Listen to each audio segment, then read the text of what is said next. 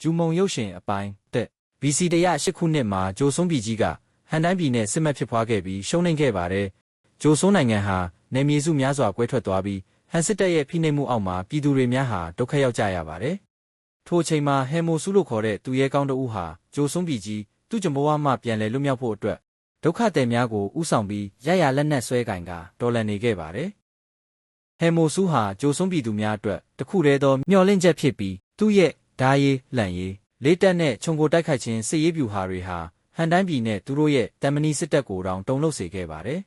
။ဘူယောမင်းသားဂွမ်ဝါဟာဟဲမိုဆူနဲ့တငယ်ချင်းဖြစ်ပြီးသူ့ရဲ့ဒဲမူတပ်ဖွဲ့ကိုပံ့ပိုးကူညီနေခဲ့ပါတယ်။သို့သောဟန်တိုင်းပြည်နဲ့နိုင်ငံရေးကိစ္စများကြောင့်ဘူယောဘုရင်ကခဏခဏခေါ်ပြီးတတိပေးနေခဲ့ပါတယ်။ဒါအပြင်ဟန်တိုင်းပြည်နဲ့တန်တမန်ရေးကိစ္စများတွင်လည်းမင်းသားဂွမ်ဝါကိုတက်ခိုင်းလေးရှိပါတယ်။ဟန်နယ်ချက်သူတွေနဲ့လူမျိုးစုများတွေ့ဆုံကြသောအစည်းအဝေးပွဲတစ်ခုတွင်ဟန်စစ်ဗိုလ်ချုပ်ကအပြစ်မဲ့ဂျိုဆွန်းပြည်သူများအားရရဆက်ဆက်တက်ဖြတ်နေတာကိုဂွမ်ဝါဟာဘာမှမလုပ်နိုင်ခဲ့ပါဘူး။အဲ့ချိန်မှာဟာဘတ်လူမျိုးစုခေါင်းဆောင်ရဲ့တမီးဖြစ်သူယိုဟွာဟာဟန်စစ်ဗိုလ်ချုပ်ကိုအပြစ်တင်ပြောဆိုခဲ့ပါတယ်။ထိုမစင်မချင်းပြောဆိုမှုများကြောင့်အကျဉ်းချခံနေရစဉ်မင်းသားဂွမ်ဝါကအာမခံပေးကယိုဟွာရဲ့ယဉ်ကျေးမှုကိုရရှိခဲ့ပါတယ်။တိုက်ပွဲတစ်ခုမှာဟဲမိုဆူဟာဟန်တပ်တွေရဲ့လက်ချက်ကြောင့်ဒဏ်ရာပြင်းထန်စွာရခဲ့ပြီးမြစ်ထဲကိုလဲကျပျောက်ဆုံးသွားခဲ့ပါတယ်။ဟဲမိုဆူဟာဒဏ်ရာတွေနဲ့တတိမိနေပြီးယိုဟွာမင်းသမီးနေထိုင်တဲ့ရွာနီးကမြစ်ကမ်းဘေးကိုမျောလာခဲ့ပါတယ်။ယိုဟွာဟာလမ်းလျှောက်ထွက်နေစဉ်သစိမ်းတအူးမြစ်ကမ်းနီးမျောလာတဲ့အတွက်တိတ်တဆိတ်ကယ်တင်ပြီးရွာပြင်ဘက်ကတဲငယ်လေးတစ်လုံးမှာဝတ်ထားကဆေးကုပေးနေခဲ့ပါတယ်။ဟဲမိုဆူတတိပြန်ရလာချိန်မှာတော့သူ့ကိုဂယုတစိုက်ပြုစုပေးခဲ့တဲ့မိန်းကလေးကိုကျေးဇူးတင်နေခဲ့ပါတယ်။ဒါပေမဲ့သူ့ကိုဟန်စစ်တပ်ကလိုက်လံရှာဖွေနေမှာကိုတတိထားမိတဲ့အတွက်ထိုမိန်းကလေးကိုနှုတ်ဆက်ကထွက်သွားခဲ့ပါတော့တယ်။ဟန်တပ်တွေဟာဟဲမိုဆူကိုအပြင်းထန်လိုက်လံရှာဖွေရင်းဟာဘတ်လူမျိုးစုရွာမှာပုန်းအောင်နေကြောင်းသိရှိသွားခဲ့ပါတယ်။ယိုဟွာရဲ့ဖခင်အပါအဝင်ရွာသားအလုံးကိုတပ်ဖြတ်ပြီးယိုဟွာကိုဖမ်းဆီးခေါ်သွားကရွာကိုလည်းမိရှို့ဖျက်ဆီးခဲ့ပါတော့တယ်။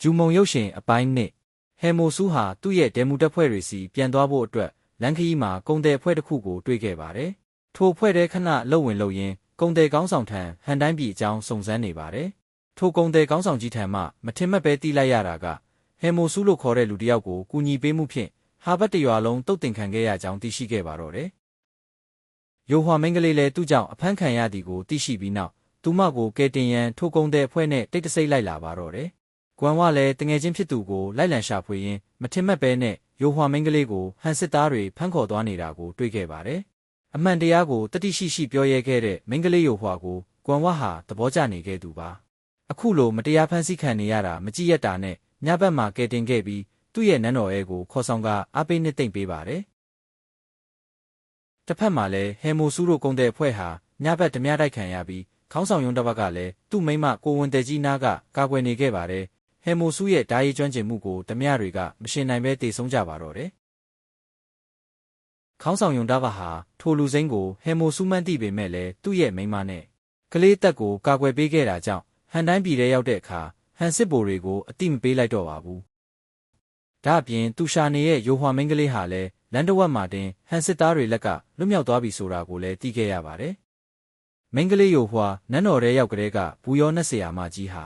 စိတ်ထဲမတင်မကျမှုများဖြစ်နေပြီးဘူယောမင်းသားဂွမ်ဝါကိုတွေ့ဆုံမေးမြန်းခဲ့ပါတယ်။ဂွမ်ဝါဟာမင်းကလေးယိုဟွာကိုချစ်ခင်နှစ်သက်နေလို့ကြောင်းကြားသိလိုက်ရတဲ့အခါမှာတော့နှက်ဆရာမကြီးယောမီဦးဟာဘူယောနိုင်ငံနာဂတ်အတွက်မစင်စားသင့်ကြောင်းအကြံပေးခဲ့ပါတယ်။ဒဲမူတပ်ဖွဲ့အဲကိုခေါင်းဆောင်ဟဲမိုဆူပြန်ရောက်လာပြီးနောက်သူကြုံတွေ့ခဲ့ရတာတွေကိုမင်းသားဂွမ်ဝါနဲ့မျှဝေရင်းဟန်တိုင်းပြည်နဲ့တိုက်ခိုက်ပြီးဆုံးရှုံးသွားခဲ့တဲ့ဂျိုဆွန်းနယ်မြေများကိုပြန်ယူရန်စတင်တိုင်ပင်ခဲ့ပါတော့တယ်။မင်းသားဂွမ်ဝါဟာတိုက်ခိုက်မဲ့အစီအစဉ်များနဲ့နီးပြူဟာများကိုဘူယောဘုရင်ထံတင်ပြပြီးဟန်တိုင်းပြည်နဲ့တိုက်ခိုက်ဖို့ကိုခွင့်ပြုချက်တောင်းပါတော့တယ်။ဘူယောဘုရင်ကြီးကလည်းဟဲမိုဆူရဲ့အရေးချင်းများကိုကြားသိထားတဲ့အတွက်ခွင့်ပြုပေးခဲ့ပါတယ်။ဂွမ်ဝါဟာတငယ်ချင်းဖြစ်သူရဲ့အသက်ကိုကယ်တင်ပေးခဲ့တဲ့မိန်းကလေးယိုဟွာကိုနန်းတော်ရဲ့ခေါ်ထားကြောင်းအသိပေးခဲ့ပါတယ်။အရာအလုံးဆုံးရှုံးခဲ့ရတဲ့သူအတွက်ဟဲမိုဆူရဲ့တောင်းပန်မှုဟာမလုံလောက်ပေမဲ့လည်းဟန်တိုင်းပြည်ကိုတိုက်ခိုက်ပြီးဂျိုဆွန်းပြည်သူများအားကယ်တင်ပါမယ်ဆိုတဲ့ကတိကိုပါမိန်းကလေးယိုဟွာအားပေးခဲ့ပါတယ်။မင်းသားဂွမ်ဝါရဲ့ဇနီးဟာဘကမှန်းမသိနန်းတော်ရဲ့ခေါ်လာတဲ့မိန်းကလေးကို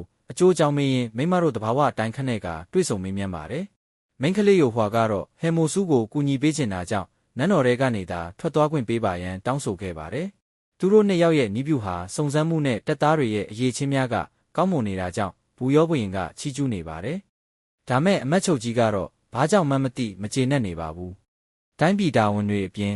တိတ်တခိုးချေရတဲ့သူကိုပါဂတိပေးထားခဲ့မိတာကြောင့်အရင်ကထပ်ပိုစူးစမ်းနေခဲ့ပါတယ်။လေ့ကျင့်ရေးစခန်းဟာတာမန်မိန်းကလေးဖို့တောင်ခက်ခဲပင်ပန်းတဲ့နေရာမို့စိတ်တက်မှာကြောလုံးလာတဲ့မိန်းကလေးရုပ်ဟွာကိုဘလို့မှမခံစားနိုင်တော့ပဲနှစ်သိမ့်ပေးရင်မျက်မျက်နှိုးနှိုးချစ်နေမိကြောင်းဖွင့်ပြောမိခဲ့ပါတယ်။မင်းသားကွမ်ဝဟာမချစ်မနစ်သက်သူကိုလက်ထပ်ထားရတဲ့အပြင်ချစ်ရသူကိုပါလက်လျှော့လိုက်ရတဲ့အတွက်တငယ်ချင်းဟဲမိုဆူးနေရမှာတခြားယောက်ျားလေးသာဆိုရင်တယောက်နဲ့တယောက်အသေးအကျေတိုက်ခိုက်ခဲ့မိမှာကြောင်းနတ်ဆရာမကြီးရောမီဦးထံရင်ဖွင့်နေပါတယ်။တရက်လေ့ကျင့်ရေးစခန်းမှာအင်းနဲ့တဲ့အထိပင်ပန်းပန်းလှုပ်လှုပ်နေတဲ့ယိုဟွာမင်းကလေးထံဟဲမိုဆူးရောက်လာပြီးချစ်သူနှစ်ယောက်ခဏစကားပြောပြီးနောက်ဟဲမိုဆူးဟာလက်ထပ်ခွင့်တောင်းပါတော့တယ်။လက်စွပ်ကိုယိုဟွာရဲ့လက်မှာညင်သာစွာဝတ်ပေးလိုက်ပါတယ်။မိန်းကလေးယိုဟွာကလည်းဝမ်းသာမျက်ရည်တွေနဲ့ခေါင်းညိတ်လိုက်ပါတယ်။ထိုချိန်ဟဲမိုဆူးဟာနှွေးထွေးစွာပွေ့ဖက်လိုက်ပြီးသူတို့နှစ်ဦးရဲ့အချစ်ဆက်လန်းကိုအတီးပြုလိုက်ပါတော့တယ်။နတ်ဆရာမကြီးရောမီဦးနဲ့အမတ်ချုပ်ကြီးတို့ဟာဘူရောနဲ့ဟန်တိုင်းပြည်စစ်ဖြစ်ရင်ဖြစ်လာမယ့်အကျိုးဆက်ကိုတွက်ဆနေပါတယ်။မင်းသားကွမ်ဝနဲ့ဟဲမိုဆူးတို့ရဲ့စ조사မှုတွေကဟန်တိုင်းပြည်ကိုတိုက်ခိုက်နိုင်တော့လဲသူတို့နှစ်ယောက်ဟာစစ်နိုင်မှာကိုမလိုလားကြပါဘူး။ဘာကြောင့်လဲဆိုတော့တကယ်လို့သာဟန်တိုင်းပြည်ကိုစစ်နိုင်သွားခဲ့ရင်ပြည်သူတွေကဟဲမိုဆူးကိုဘရင်တစ်ပါးလိုကိုးကွယ်နေမှာဖြစ်ပြီးမင်းသားကွမ်ဝကတော့ဘေးရောက်သွားမှာဖြစ်ပါတယ်။ဘူရောမင်းကြီးကလည်းအစပိုင်းမှာတော့သူတို့နှစ်ယောက်ကိုဒေါသထွက်နေပေမဲ့အမတ်ချုပ်ကြီးပြီးကြိုးချောင်းစီလျော်အောင်ရှောက်တင်နိုင်တာကြောင့်သူ့သားကွမ်ဝရှိရေးအတွက်ဖြစ်လာမယ့်ကိစ္စများကိုမသိချင်အောင်ဆောင်ပေးလိုက်ပါတယ်။ထို့နောက်ဟန်တိုင်းပြည်ကတန်မဏိစစ်တပ်များနဲ့တိတ်တဆိတ်ပူးပေါင်းကဒုက္ခသည်ရောင်ဆောင်ပြီးဟဲမိုဆူးကိုထောင်ချောက်ဆင်ပါတော့တယ်။ဟဲမိုဆူးဟာဟန်တိုင်းပြည်နဲ့စစ်ပွဲပြင်ဆင်နေတာကြောင့်တစ်ဖက်ရန်သူဟာကြိုဆုံးဒုက္ခသည်များကိုအတုံးချမှာစိုးရိမ်တာနဲ့သူတို့ကိုကယ်တင်ရန်ထွက်သွားပါတော့တယ်။ကွမ်ဝကလည်းသူနန်းတော်ရဲ့ကတပ်ဖွဲ့တစ်ခုနဲ့တူကူညီပေးမယ်ဆိုပြီးဘူရောမင်းကြီးထံတပ်သားအနှဲငယ်သွားတောင်းပါတယ်။ထိုချိန်နတ်ဆရာမကြီးရောမီဦးဟာနန်းနန်းမှာကြော့ပြီးမှသွားခဲ့ရမယ်ဟုအကြောင်းပြချက်နဲ့ကွမ်ဝကိုအချိန်ဆွဲထားခဲ့ပါတယ်။ဟဲမိုဆူးဟာမင်းသားကွမ်ဝကိုစောင့်မနေတော့ပဲဒုက္ခသည်တွေကိုသွားခဲ့ကဟန်စစ်တပ်တွေလက်ထက်အဖမ်းခံလိုက်ရပါတော့တယ်။မင်းသားကွမ်ဝရောက်လာချိန်မှာတော့နောက်ကျသွားပြီဖြစ်ပြီးမိန်းကလေးယိုဟွာကလည်းအယူတစ်ပိုင်းဖြစ်နေခဲ့ပါတော့တယ်။ဟန်တိုင်းပြည်ဟာသူတို့ကိုတော်လန်နေတဲ့ဟဲမိုဆူးကိုရရှိသွားတဲ့နောက်မျက်လုံးများကိုဖောက်ထုတ်ပြီးအမျိုးမျိုးနှိပ်စက်ကမြို့ရဲ့တနေရာမှာချိတ်ဆွဲထားပါတော့တယ်။နောက်တစ်ပိုင်းကိုနောက်နေ့မှာတင်ပေးသွားမှာဖြစ်လို့ကျွန်တော်ရဲ့ AI WeCat YouTube Channel ကို like နဲ့ Subscribe လုပ်ပေးခဲ့ကြပါနော်။ဗီဒီယိုအသစ်တင်တိုင်းသိရအောင်ဘေးကခေါင်းလောင်းလေးကိုပါနှိပ်ပေးခဲ့ပါနော်။အဆုံးထိကြည့်ပေးလို့ကျေးဇူးတင်ပါတယ်။